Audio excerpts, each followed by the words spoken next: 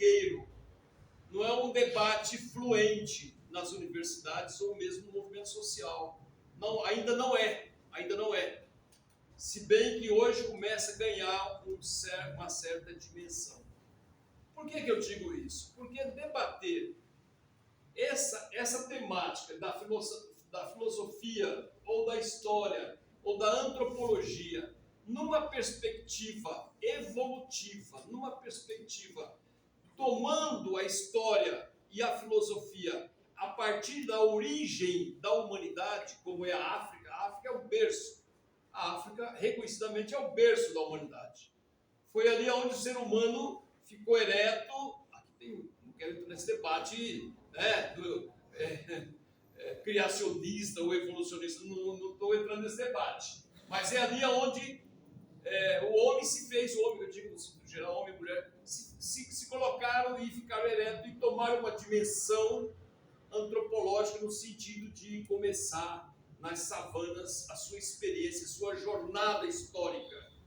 E a sua jornada histórica. Então nós estamos falando, digamos assim, da origem dessa ancestralidade, da busca dessa ancestralidade, que é muito distante, muito distante. E eu vou fazer apenas um preâmbulo, porque a base central do debate é a base do Wellington, que ele, o Wellington, eu, o Jaime tem participado, a Neuza é a presidenta da Profib. Nós somos uma associação de professores de filosofia e filósofos do Brasil. Nós nos organizamos para poder discutir um campo da filosofia. O que nós pensamos? Né? Porque o velho Marx dizia, os filósofos da burguesia, os filósofos da classe dominante, dos ricos, até então se limitaram ou se dedicaram a poder ficar, né, justificando e defendendo os opressores. Diferentemente desta perspectiva, ele faz um recorte teórico, e diz, olha, cabe a esse pensador, a esse estudioso, a esse estudante, a essa líder sindical, enfim, cabe a essas pessoas o papel não só de observar a sociedade, legitimar ou justificar o que existe, mas profundamente cabe o papel de transformar o mundo e a sociedade em que vivemos. Porque o mundo para ele era hermético, fechado, eles viviam naquela bolha da classe dominante historicamente bem definida.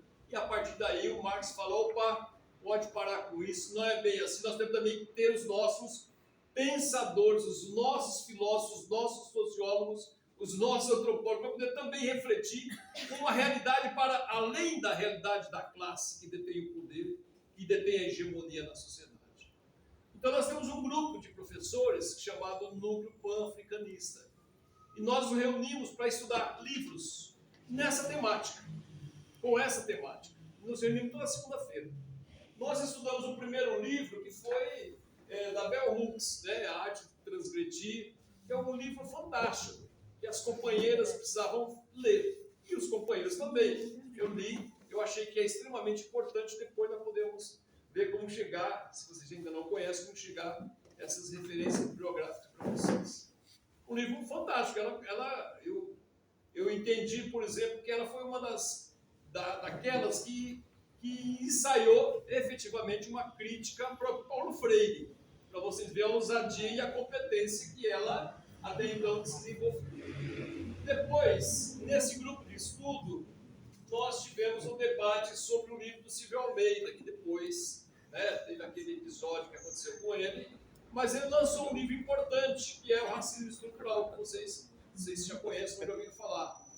É um livro importante, então foi feito um debate coletivo. Como que nós fazemos? Nós pegamos o livro, dividimos capítulos e as pessoas vão preparar a exposição para o coletivo. E é assim que a gente tem feito os estudos necessários. Depois nós estudamos um livro que eu achei também extremamente importante, que é esse aqui, ó, A Ideia de uma Filosofia Negro-Africana, um livro do Marcel Proust.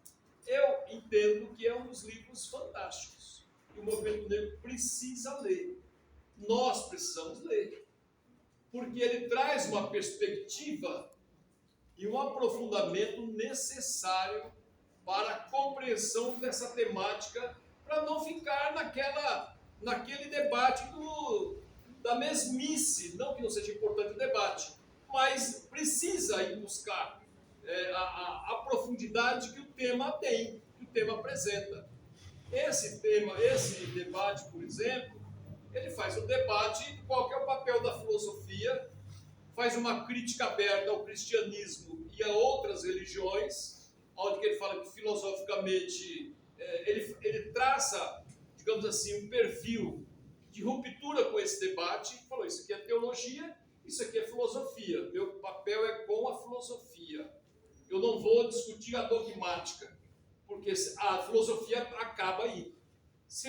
O mundo já está desenhado, se o mundo já está articulado, já está definido, já tem o Criador, já tem alguém que domina, não tem mais o que pensar, já está definido.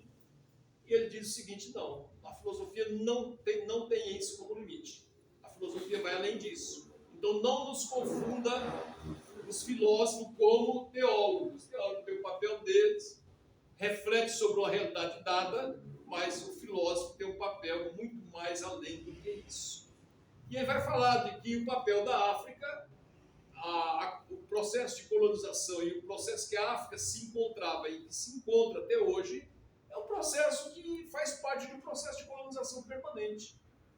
Faz parte de um processo de colonização permanente. A única saída da África seria ela se articular para fazer um processo de luta de enfrentamento revolucionário para poder recuperar o seu papel na história que foi absolutamente, digamos assim, desprezado, desconsiderado e colocado à margem da sociedade, como nós observamos tudo até hoje. Então, é um livro que vale a pena. Eu estava falando com o Hélio ali, né? E o Hélio também é no campo da filosofia, claro que os companheiros são no campo da história. Nós caminhamos juntos. Às vezes a gente temos algumas pequenas diferenças, mas nós caminhamos juntos, principalmente quando tem um campo de definição que é o campo da luta coletiva. Né? Aí nessa luta a gente caminha junto. Mas tem particularidades que às vezes o historiador conhece, que eu não necessariamente domino, e como também temos na filosofia particularidades que o filósofo tem e que também, ao provocar o historiador, ou ser provocado pelo historiador, também isso leva a um debate permanente para a gente crescer coletivamente. Então, eu diria que é um livro extremamente importante, que vale a pena ler. Eu citei, levantei alguns pontos, mas nem vou citar porque o tempo corre. Um outro livro que também vale a pena é do Molefi Assange, que é um livro que nós temos estudado, que é um pessoal voltado para a afrocentricidade, também um debate africano, que vale a pena aprofundarmos sobre ele. Ele vai falar sobre a importância do Nilo, do ponto de vista da humanidade, o que significou na parte da África, aquele lugar, aquele território, onde a partir daquele território a humanidade se deparou, teve assegurado as condições de sobrevivência necessárias. Né? Então ele vai dizer que, olha, o fenômeno físico central do Egito era o grande rio Nilo, que desempenhou um papel vital na formação da filosofia quemética. Quemética era como chamada aquele espaço territorial naquele momento. Então, o rio foi de fundamental importância, assim como é ainda para as grandes navegações. Você pega, por exemplo, grande parte da colonização do Brasil, ela vai sempre rodeando, margeando o rio, porque ali você tem fonte de sobrevivência, você tem fonte de se alimentar, você tem que se abastecer, de tomar os líquidos necessários, de fazer o mínimo de higiene. Portanto, é uma fonte fantástica. E o Nilo tinha esse papel. E ele vai dizer, os africanos chamavam a terra de Kemet, designada como Terra dos Pretos. Terra dos Pretos. Essa denominação, olha que legal, era bastante apropriada, pois o país havia encontrado sua identidade no surgimento da civilização do Alto Egito, depois o Hélio vai falar, ou seja, no sul do território, onde o povo era muitas vezes tão preto quanto o solo fértil que se estendia de ambos os lados ao longo do rio Nilo. Então, veja, a humanidade surge, emerge na África, e a África também tem todo esse lastro de sobrevivência e esse rio como fonte que agrega comunidades, que agrega tribos no sentido de sua própria subsistência, de sua própria evolução. Né? E depois desse livro, eu achei legal que ele coloca o uso do termo negro. É claro que cada termo disso aqui, gente, dá uma aula, dá outro livro. Mas eu estou só trazendo as provocações necessárias. Não há nenhum grupo étnico na África que se autodenomine negro. Nenhum grupo na África que se autodenomina nós somos negros. Não, para eles isso não é elemento central. Para eles, o autor está dizendo. O termo é eminentemente uma criação da mente europeia. Veja que interessante que o autor traz. O termo, a diferenciação é negro, é preto, é pardo. Fala, isso aqui não é uma preocupação daquele povo africano. O autor traz isso. Assim, para nós não tem essa distinção. Essa é uma preocupação em tipificar. É uma preocupação eurocêntrica, é uma preocupação europeia. Enfim, aí ele vai discorrendo sobre isso, que depois que a gente tiver interesse, a gente socializa um livro para a gente fazer as leituras que eu acho que são extremamente necessárias. Aí ele vai, esse livro também eu acho que vale a pena ler. Agora, um livro que o professor falou que tem divergências com ele, eu acho perfeitamente natural. Né? Perfeitamente, porque sem divergência o mundo não evolui.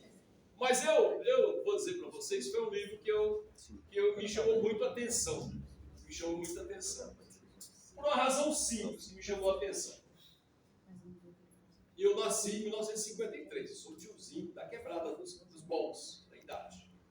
1953, um migrante cearense que foi expulso do Ceará por conta da seca, da fome e da miséria, como grande parte dos avós ou pais, avós e bisavós de vocês aqui, né? Migrante.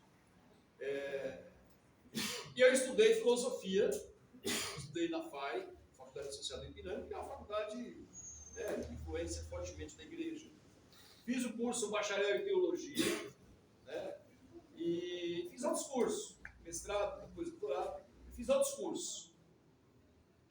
E eu fiquei puto com as universidades, com a academia, não com a universidade, com a academia, parte da academia. Esse livro, por exemplo, é publicado em 53, no ano que eu nasci. E eu vim descobrir esse livro, para o bem ou para o mal, com o conteúdo que eu concordo ou não concordo. Eu vim descobrir esse livro há um ano atrás. Alguém me sacaneou, alguém escondeu um conhecimento que eu não tive acesso na academia. O que diz o livro? Chama-se Legado Roubado. Legado Roubado. Esse é fundamental fazer leitura no campo da filosofia. O que significa legado roubado? Significa a filosofia grega é a filosofia egípcia roubada dos egípcios. Os gregos, segundo o autor, roubou a filosofia dos egípcios através da dominação de Alexandre o Grande. Eles invadem o Egito, saqueiam as suas bibliotecas, traz todo o conhecimento, dilapida o conhecimento, puxa esse documento, uns estudam lá, traz para a Grécia, e ali eles publicam grande parte dessas obras como se fosse de autoria dos gregos. De autoria dos gregos. Mas eu não concordo? Tá bom, é o direito de cada um não concordar. Mas ele vai explicando um por um. Desde o teorema pitagórico, que de 1000 anos antes o povo já conhecia, que já foi desenvolvido na África, agora aparece lá como novo autor, né, que o mundo ocidental cristão trabalha dentro da sua perspectiva como sendo uma coisa nova, ou uma coisa do mundo europeu. Aqui tem um debate que é o seguinte, é o debate de classe. Quem escreve a história? a história da África é escrita pelo mundo europeu. Então eles escrevem o que eles querem da perspectiva deles, a partir da ótica deles e não a partir da ótica universalista que o próprio conhecimento tem que ter. E o nosso debate da filosofia africana é falar um pouco como fez o Marx. Falou, olha, a dialética está de ponta cabeça. A dialética estava de ponta cabeça, tanto em Platão como em Hegel. Ele falou, nós temos que colocar a dialética de cabeça ereta, da sua verdadeira postura. E nós também precisamos colocar a filosofia, essa condição da história universal e da filosofia do ponto de vista universal, também dentro desse campo da sua autenticidade. Aonde surgiu a filosofia? Foi na Grécia? Os autores dizem que não, foi o conhecimento roubado. Se apropriaram, saquearam as bibliotecas, os templos e trouxeram para a África como se fosse uma produção desenvolvida por eles. Não é pouca coisa isso, gente. É claro que isso não vai mudar a revolução no Brasil nos dias de hoje. Mas também não se preocupar com o processo histórico de uma história fidedigna a partir da perspectiva do que nós compreendemos, também é comprometedor. Também é comprometedor. Então, eu diria, independentemente de concordarmos ou não, eu diria que é fundamental ler. Porque para mim divergir, eu preciso ler, comparar. Ele foi um livro execrado, tá certo? Se você pegar comentários sobre ele... Oi. Mas quais são as divergências? Dá para falar? Dá. Isso é um problema nosso, eu não pego só. O que eles dizem concretamente? Vamos pegar aqui para você ter uma ideia. O que ele diz, o livro é de George James. O eixo central é recuperar a história oficial da África como a grande gestora de um processo filosófico histórico e não trabalhar na perspectiva do mundo eurocêntrico como se fosse proprietário de um conhecimento que eles roubaram de outra civilização. Esse é o eixo central. Aí pega um por um dos autores, desde Sócrates, por exemplo, que conhece Kant mesmo, ele vai dizer o seguinte, já existiram os templos na África. Então não é socrático. Ele vai pegar os teoremas, vai dizer que isso aqui já tinha 1000 anos antes, já estava na África. Entende? Vai pegar um por um do que nós chamamos, entre aspas, dos pré-socráticos, ele vai desmontando um por um desses pensamentos e vai dizendo aonde, qual era a fonte que estava e quem foi o autor dessas fontes. Entende?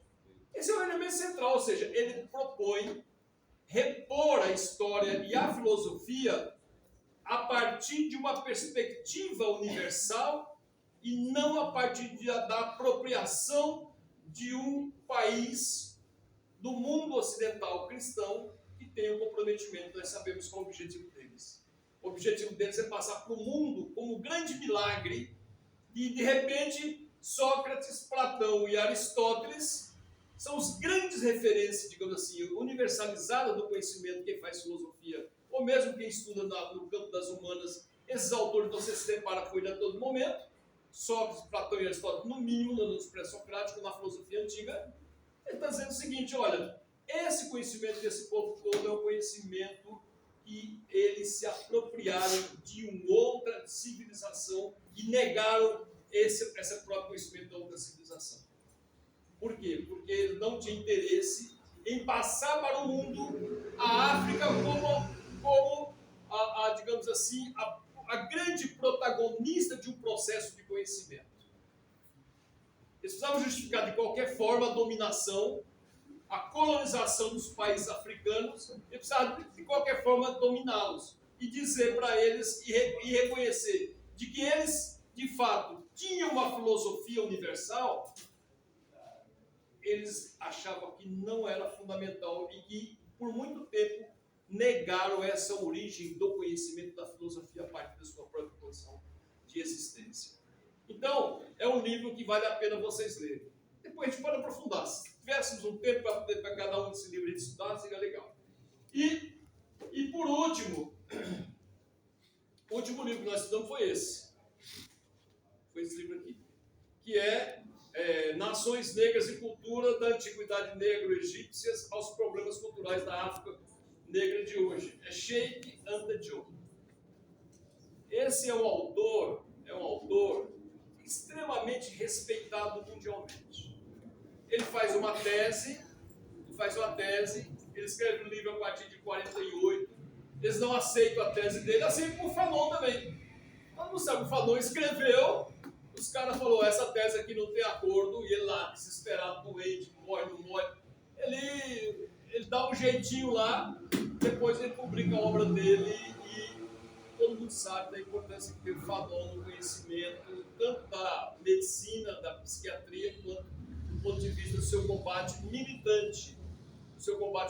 Não apenas de um teórico, mas de alguém que era um grande estrategista revolucionário. Né? Esse livro vale a pena também ser estudado. É um livro denso, com centenas e centenas de citações bibliográficas, e ele repõe exatamente esse debate que eu estou levantando, que foi levantado por exemplo, do legado roubado a partir do George Chambers.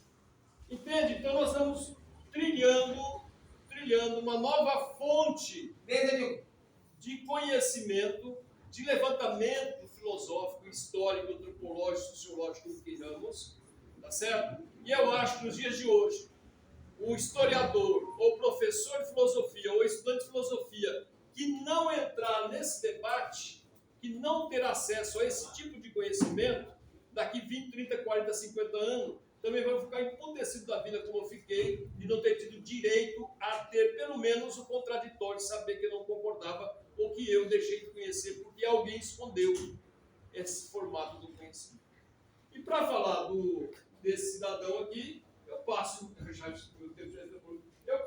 o Wellington, que é um companheiro também, um professor da Rede Pública Estadual. O Wellington também é um companheiro muito dedicado, estudioso, e que ele fez uma exposição nesse núcleo pan-africanista de filosofia. Eu também fiz uma exposição, um capítulo que tratou das dinastias, das 33 dinastias que existem. Fizemos uma exposição. Cada uma temos 300 professores e alunos inscritos nesse grupo virtual. Né? Depois que alguém tiver interesse, nos procura. E vai ter o próximo livro que vai começar a semana que vem. Deus, é isso? Não, então, na verdade, o estudo do próximo livro deve começar na última semana de setembro. Tá. Nós estamos organizando ainda, né, a distribuição dos capítulos, e só lembrando que nós temos 306 pessoas no nosso núcleo, e entre as pessoas nós temos 5 do continente africano. Temos de Angola, temos de Moçambique. De Moçambique nós temos 3 pessoas, temos uma de Angola e um outro país agora. Bom, enfim, temos da Argentina também, né? São pessoas que acompanham também o nosso estudo. Legal. Então, fica aí. Depois, se alguém quiser conhecer, eu passo